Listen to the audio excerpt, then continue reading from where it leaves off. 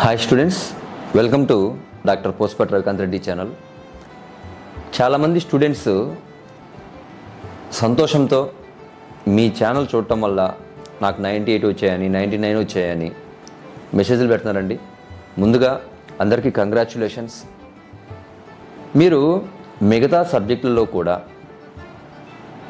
మీరు అనుకున్నటువంటి స్కోర్ రానందుకు చాలామంది మెసేజ్లు పెడుతున్నారు. నాకు 10 మార్కులు తక్కువ వచ్చినాయి సార్, 5 మార్కులు తక్కువ వచ్చినాయి సార్, రీవాల్యుయేషన్ పెడతాను సార్ అని. మీరు 5 మార్కులకి 10 మార్కులకి రీవాల్యుయేషన్ పెట్టడం వృధా. ముందు మీరు బాధపడటం మానేసి ఆ 5 మార్కులు 10 మార్కుల గురించి వదిలేసి బెటర్మెంట్ రాయడానికి ప్రయత్నం చేయండి.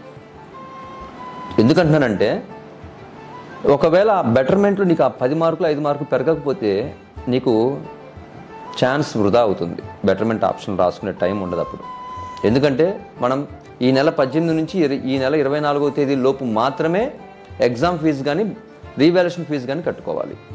కాబట్టి అందుకు చెప్తున్నాను, ఒకవేళ మీకు 20 నుంచి 25 మార్కులు వేరియేషన్ కనుక ఉంటే సబ్జెక్ట్లో అప్పుడు మాత్రమే నువ్వు కట్టు. ఓకే, అర్థమైంది అనుకుంటా చెప్పింది.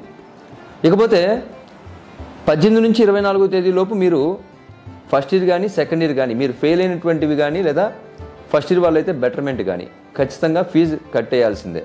సపోజ్ ఇక్కడ ఎగ్జామినేషన్ ఫీజు బెటర్మెంట్ ఎలా ఉంటుందో చెప్తాను చూడండి. 750 రూపాయలు ఎగ్జామినేషన్ ఫీజు ప్లస్ దాంతోపాటు నువ్వు 2 సబ్జెక్టులు కనుక బెటర్మెంట్ రాయాలనుకుంటే ఒక్కొక్క సబ్జెక్టుకి 150 రూపాయలు చొప్పున 2 సబ్జెక్టులకి 300 ఉంటుంది. అప్పుడు 750 రూపాయలు ప్లస్ ఇది ఒక 300 మొత్తం కలిపితే 1050 రూపాయలు నువ్వు ఇంటర్మీడియట్ బోర్డు కట్టాల్సి ఉంటుంది. ఓకే, అర్థమైంది అనుకుంటా చెప్పింది. ఇక ఈ విధంగా మీరు ఫీజు కట్టేసేయండి. మీకు ఎగ్జామ్స్ ఒకవేళ మే 24వ తేదీ నుంచి జూన్ 1వ తేదీ వరకు ఉంటాయి. గుర్తుపెట్టుకోండి, మే నెల 24 నుంచి జూన్ 1వ తేదీ వరకు ఉంటాయి. ఒకవేళ సెకండ్ ఇయర్ వాళ్ళు కనుక అయ్యి ఉంటే మీకు ప్రాక్టికల్స్ కనుక ఫెయిల్ అయ్యి ఉంటే మీరు చేయాల్సిన పని ఏమిటి అంటే మీరు 24వ తేదీలో ఫీజు కడితే ఈ మే 1వ తేదీ నుంచి మే 4వ తేదీ లోపు మీకు ప్రాక్టికల్ ఎగ్జామ్స్ అనేటువంటి కండక్ట్ చేయబడతాయి. నెక్స్ట్ మంత్ ఎండింగ్లో థియరీ ఎగ్జామ్స్ జరుగుతాయి. మే 24 నుంచి జూన్ 1వ తేదీ లోపు ఉదయం పూట ఫస్ట్ ఇయర్కి డైలీ ఎగ్జామ్ ఉంటుంది.